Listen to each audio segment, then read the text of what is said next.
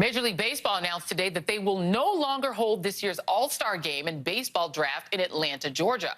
In a brief statement, the commissioner of baseball explained that Major League Baseball fundamentally supports voting rights for all Americans and opposes restrictions to the ballot box.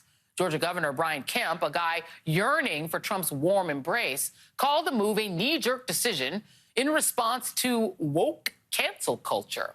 Oh, Brian. That's a real cute catchphrase, but I'm pretty sure you just did the exact same thing with the legislation that you just signed, which, let's be honest, is a knee-jerk reaction to your party losing. And now, instead of reevaluating your message, you're just canceling out thousands of voters. Stay classy, Brian. Kemp's likely 2022 challenger, Stacey Abrams, issued her own statement, writing, "Like many Georgians, I'm disappointed that the MLB is relocating the All-Star Game. However, I commend the players, owners, and league commissioner for speaking out. I urge others in positions of leadership to do so as well." Atlanta Mayor Keisha Lance Bottoms reprimanded Republicans for causing the backlash, tweeting, "Just as elections have consequences, so do the actions of those who are elected." Unfortunately, restricting voting access is a trend that is being repeated in legislatures across the country. Overnight, Republicans in the Texas State Senate passed legislation that would impose additional restrictions on voting, including reducing early voting hours, prohibiting drive-through voting, and allowing activist poll watchers to film voters getting assistance, which sounds a lot like voter intimidation. Just as in Georgia, the Texas restrictions just happen to target predominantly diverse and largely Democratic counties. Quite the coincidence. Texas-based corporations like American Airlines, Dell Technologies, and Microsoft aren't making the same mistake that Coca-Cola and Delta Airlines did by being slow on the uptake. They were out quickly with statements publicly opposing the bill. Joining me now is Tiffany Cross, host of The Cross Connection on MSNBC, and Jason Johnson, professor of journalism and politics at Morgan State University, one of our favorite duos on the television. Tiffany, I got to start with you. I am struck not only by Major League Baseball's, pretty strong statement here being like, we're yanking the game, but also the corporate reaction that was so quick in Texas. You didn't have American Airlines waiting around for people to talk boycott. They were like, we oppose the bill in advance. Right. But that didn't happen on its own. I refuse to think that corporate America just has this heavy heart and is so concerned about voter suppression. That is the work of activists. That's the work of folks like LaTosha Brown and Black Voters Matter. That is the influence of activists in Georgia that cast a wide net of influence from Georgia to Texas and all across the Bible Belt and all up through the Midwest, because this type of voter suppression is not just limited to the southern states. It's happening everywhere since they struck down Section 5 of the Voting Rights Act. So I applaud the people out there who are taking it to the streets. But the bottom line is here, Joy, you just laid out very well in your open the massive voter suppression effort happening. The federal elections at this point, or the election process, needs to be federally regulated. This is why it's so important for us to focus on H.R. 1, which would federalize and regulate the election process all across the country. As long as we have people who are laser focused on attacking Black voters, who saved this democracy, quite frankly, we need to be focused on saving Black voters. And I think as long as we leave that up to Republican-controlled state legislatures, we'll continue to see this type of draconian and egregious action taken against us. Yeah, and Jason, the Republicans are really in sort of self-preservation mode, right? Trying to use this as a moment to yell against sort of woke culture. But you had Greg Bluestein from the Atlanta Journal-Constitution reporting that he's getting texts from Democrats and Republicans are full of sentiments like this. This MLB decision just helped Governor Kemp rally the base in a potential primary challenges here, meaning against a further right-wing Republican. You've got a lot of Republicans sort of on the national level who, let's just be honest, have no real platform. Lindsey Graham and people like Ted Cruz yelling, and Kelly Loeffler, who got booted from her WNBA team, yelling. What do you think the political fallout of this will be in Georgia and elsewhere?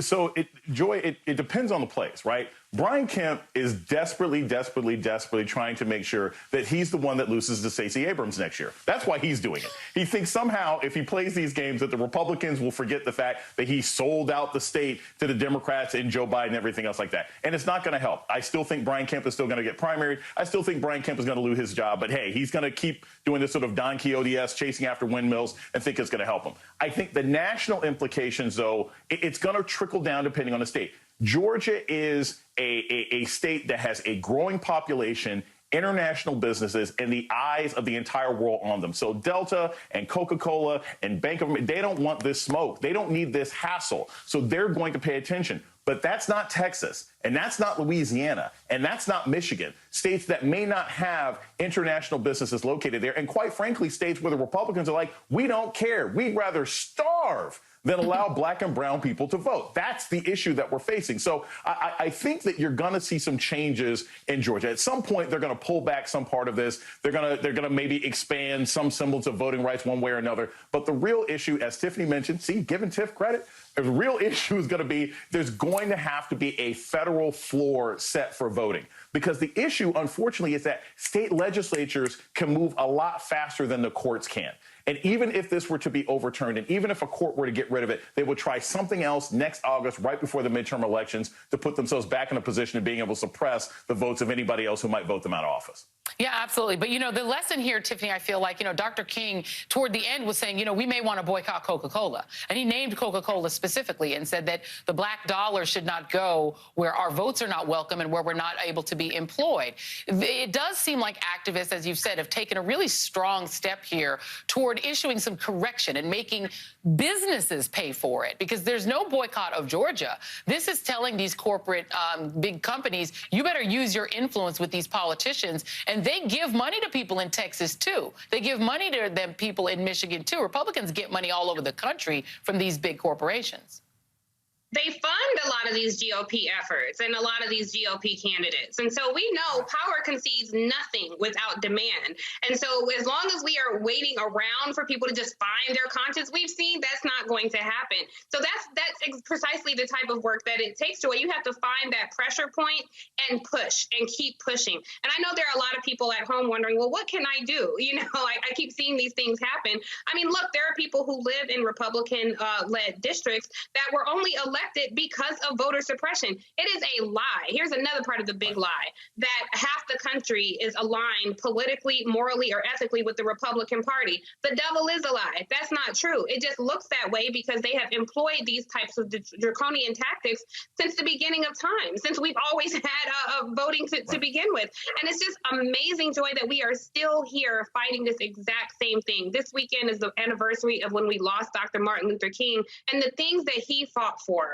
And his children and children's children are still here fighting for these same rights. It's exhausting as we go through this, as we watch, yet another trial of a black man gunned down and still fighting voting rights. It feels like time is a flat circle, and it's enraging. As James Baldwin said, to have any level of consciousness is to be enraged this week. So I won't give Dr. Jason Johnson credit, but he did kind of make a good point. Your Twitter, we're going to wait for y'all Twitter fight later. Wow. Jason Johnson, the thing that does seem to me to be obvious is just as these corporations are going to have to take action because they do fear the boycott, right? And so you're seeing them have to get on the right side of history. But I don't see where Brian Kemp comes out of this on top, nor the Republicans in the state legislature. This is just going to make the Stacey Abrams and the LaTosha Browns work harder to get rid of all of them, and then they will be like Kelly Loeffler, former elected officials. Yeah, and that's the thing, Joy. What is always so critical, and I interviewed LaTosha for this, for my podcast on Slate this week. You have to understand also that Atlanta is growing by about 1,000 people in the metro area every week.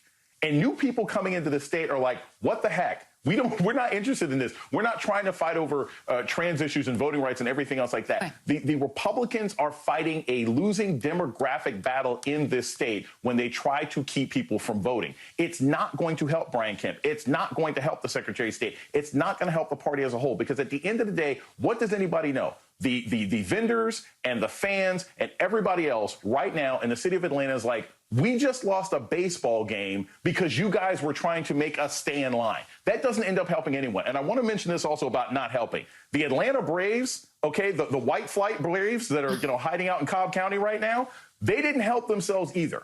Little advice, shutting up is free. And when the All-Star game decided, when MLB said we're not going to come to the state, the Braves should have just been quiet about it. There was no value for them to come out and criticize this decision because now they appear to be on the wrong side of history, just like Brian Kemp. Yeah, absolutely. I have a very quick turn. I'm going to give this final one to Tiffany Cross. You win this round because we're going to go, ladies, get to close it out. Just as on a different turn, John Boehner is talking.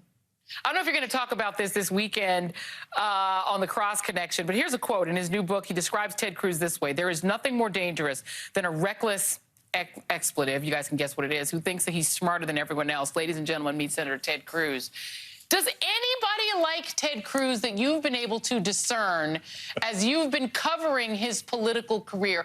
Is there anyone, and I do include his daughters in that, does anyone at this point like this guy? Joy, please allow me to confirm these vicious rumors. Ted Cruz has yet to identify a friend, an ally, an associate, anybody who has anything remotely polite to say about him. He is the boil on democracy. He is the thorn in everybody's side. He's the embarrassment to the state of Texas. And like you said, even his own family doesn't like him, which we can tell because he threw them under the bus when he went down to Mexico. Yeah, he blamed his kids. He's terrible. But the big question is, Texas, what are y'all going to do about it? We don't want to deal with your problem. Come on, Texas. Come on, Texas. Come through and give us somebody else. I think the Castro brothers might be free for something. Tiffany Cross and Jason Johnson, if there's ever a scandal about people paying for people to be their friend, we know that that's not going to be Matt Gaetz. Oh, it might be him too, but it's going to be Ted Cruz. You can watch Tiffany's show, The Cross Connection, tomorrow morning at 10 a.m. Eastern, right here on MSNBC. Jason Johnson might be on, and then they can continue their banter on their show, on Tiffany's show, which will be great. We'll be right back.